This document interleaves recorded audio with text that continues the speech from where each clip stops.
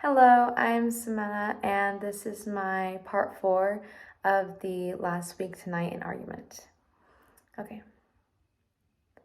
Control over one's own life is something that is important to most people, especially to people within this country of the United States. In the United States, the type of government that is in place is a democracy, which is simply put by the U.S. history as a form of government that gives power to the people. Now, there are many aspects of the United States that, in a sense, do prove that democracy does truly exist within the country, such as voting for candidates to fill in political leader positions, which other countries don't necessarily have the opportunity to do. Yet, there is still one big part of American government that is extremely impactful and influential that does not call for the vote of the people within the United States. Now, this is the Supreme Court. The Supreme Court justices are not nominated or elected by the people in the United States. And it is problematic because these justices participate in life tenure. U.S. legal defines life tenure as a term of office that survives for the official's lifetime until and unless she or he chooses to resign and can be removed from office under extraordinary circumstances. According to a poll that was conducted by Adam Rosenblatt, who works for PSB, which is a global custom research and analytics consultancy, a total of 77% of Americans are in favor of setting restrictions on the amount of time a Supreme Court justice can serve. They are in favor of having term limits, and I am speaking today on behalf of these 77% of Americans. With that being said, Supreme Court justices should have term limits. It is important that I speak on behalf of these people about this topic of setting term limits on Supreme Court justices, because human rights, specifically the discussion of human rights, has only become greater, bigger, and more of a widespread discussion overall. For example, in the 1950s and 60s, the civil rights movement took place and mainly did so for, as put by history in 2021, Black Americans to gain equal rights under the law in the United States. Now, when thinking about the civil rights movement, it's important to note that there were a great deal of people that participated in the discussions against the issues such as segregation. There was enough discussion around these kinds of segregation issues to the point where the Supreme Court did get involved in the case of Brown v. Board of Education, where the ruling was that separate but equal education facilities for racial minorities was inherently unequal, violating the Equal Protection Clause of the 14th Amendment, which was the ultimate ruling of that court case that I read about on Oyez. Now, discussions around human rights have only become more frequent because multiple issues have surfaced on larger platforms that did not exist before, allowing for the chance to have more people participate and add to the discussions. For example, abortion laws is something that has been a recent hot topic of discussion due to the laws that were passed in Texas, making most abortions illegal. Issues regarding human rights require the say of the people since they are the ones being impacted by the decisions made by political leaders. Since we, the people, cannot elect the Supreme Court justices, then we, the people, should at least try and fight to set term limits in place so that it allows for more of a possibility of having a Supreme Court that is representative of the general public and that experiences or might connect in some way to current discussions that are being made in the country. The topic of placing term limits on Supreme Court justices is important to cover today because these justices make rulings that are so impactful on so many people's lives that not having the opportunity to allow for different people to sit on the court, not allowing for the possibility of having a more diverse Supreme Court, is not representative of the country as a whole. And this country right now is extremely diverse. So it's important that we do have an opportunity to have a diverse Supreme Court. And not having a diverse Supreme Court could be harmful for the actual diverse population that this country does have. The importance of having a representative Supreme Court that mirrors the general public is crucial because it is important that justices be able to look at issues from the perspectives of current generations. Having term limits on Supreme Court justices would likely lead to the justices not serving on the court well into their older age, where it would be possible that they would be out of touch with the current general public. As explained in a Center for American Progress article, instead of giving justices the opportunity to life tenure on the court, creating a more regular appointment process would ensure that the court better reflects the broader public. Buchanan wrote this in 2020. Now, it's important to have a group of people that is going to represent and make possible life or death decisions for many other people, be representative of those people. But with giving Supreme Court justices life tenure, there is simply little possibility for this to happen.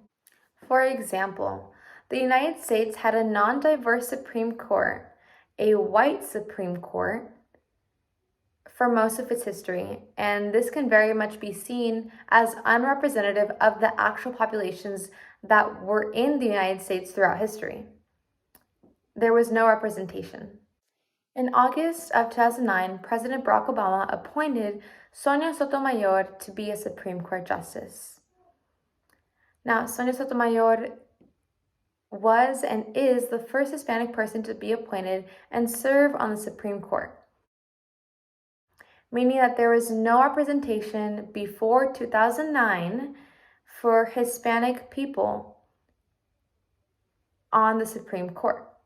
Now, the Hispanic population in the United States in 2009 was not small, and yet there was still no representation up until that point of 2009.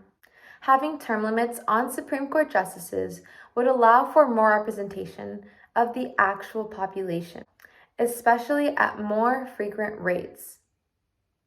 It would allow for the Supreme Court to be more likely to mirror the public and possibly newer generations, which would be beneficial for the people in the United States.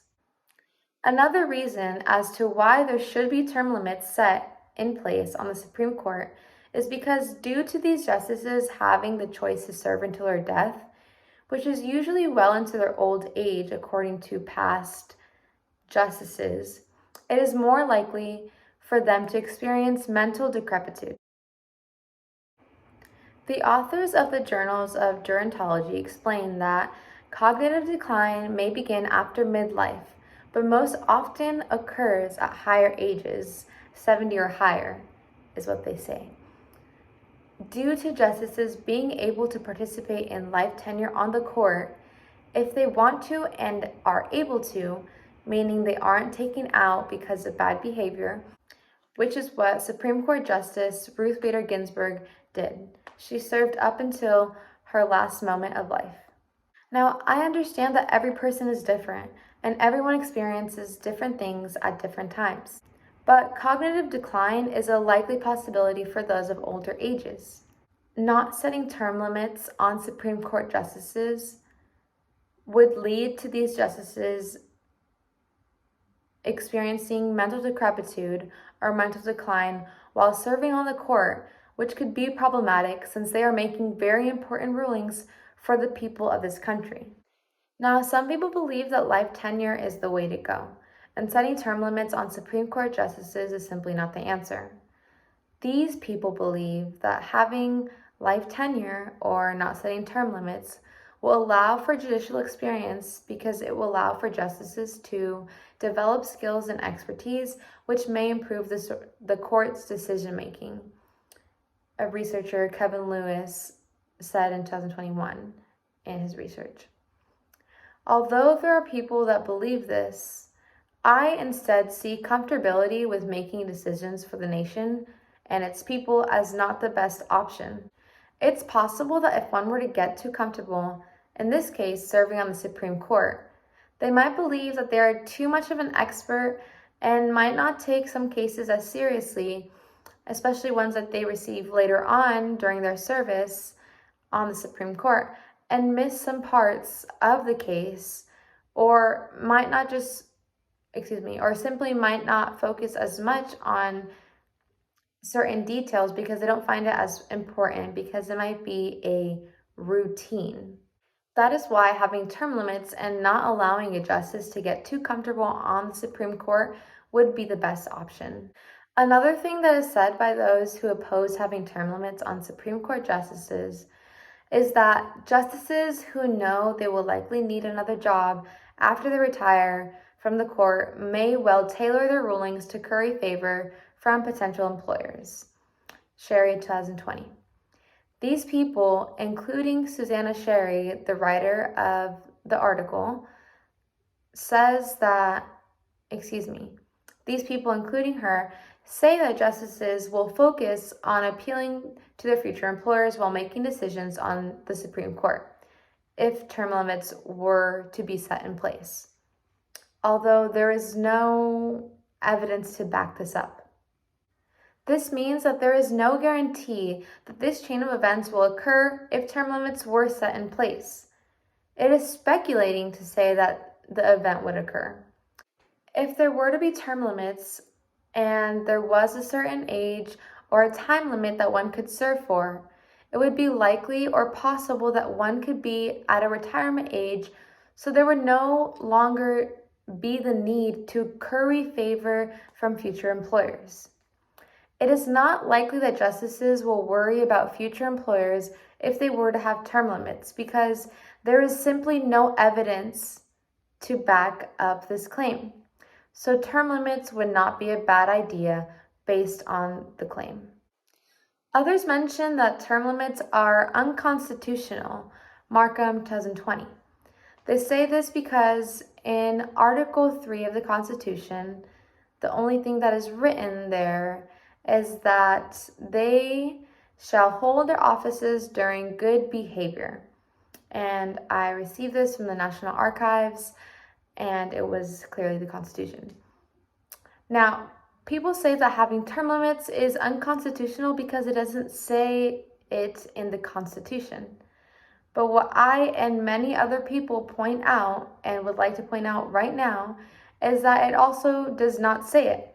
Much of the Constitution is up for interpretation, including this, because it doesn't necessarily state yes or no. For this reason, it wouldn't necessarily be unconstitutional to have term limits. What people now need to realize and start talking about so that changes can occur is that the Supreme Court's very existence is undemocratic. The people do not elect any of the justices. The president is the one that nominates the justice, who could potentially be anyone, and then with the majority vote from the Senate, they are the ones who confirm it. Nowhere is there any involvement of the people. When justices make rulings, it can be very impactful and possibly lead to life or death for many people in the United States, such as the case of Roe v. Wade.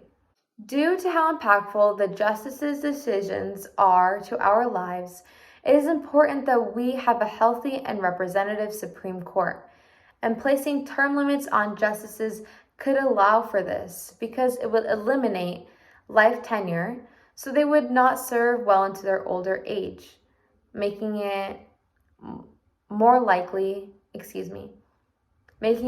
likely for these justices to experience things such as mental decrepitude. And it would give new opportunities, which would make it more likely to have a diverse Supreme Court, which would actually mirror the population of this country, which is diverse. For these reasons, Supreme Court justices should have term limits. Thank you.